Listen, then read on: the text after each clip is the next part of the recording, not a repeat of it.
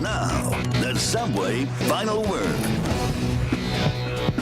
Welcome back. It looks like Steelers running backs coach Kirby Wilson is going to land in Minnesota. And last week, the Steelers hired Hall of Fame player and former Titans head coach Mike Munchak as their new offensive line coach. With that in mind, topic 4, how much of an impact will the hiring of Munchak have on the Steelers in 2014? Mark, you're up.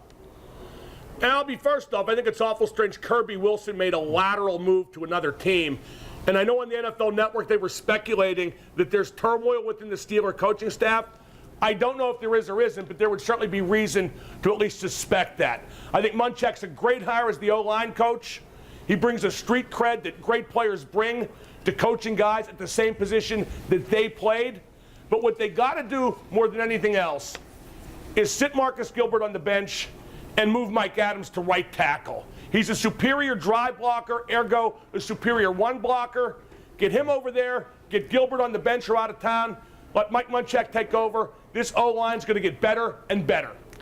That might be true. Gilbert's going into his last year before free agency, and there's a thought within the Steelers that he's going to be more motivated, more everything else. We'll see about that, how it plays out. Obviously, how the two tackles perform is going to be a big measurement stick for Mike Munchak. Talking to a couple of the Steelers offensive linemen this week, the concern that was raised is that he's actually overqualified for the job. He's going to be looking at head coaching opportunities just as he was this offseason, so they don't know how long he'll be around.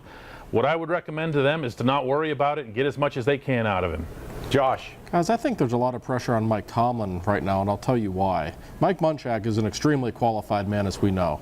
Marcus Gilbert, Mike Adams, Marquise Pouncey, David DeCastro, all first or second round draft picks. These guys obviously have talent. They've really, other than Pouncey, have never really lived up to it. If Munchak can't get the most out of these guys, then that tells me Mike Tomlin is doing something wrong, or there's something wrong with the way the Steelers are drafting, because this guy, by all accounts, is the gold standard of offensive line coach, and he's got a lot of talent to work with.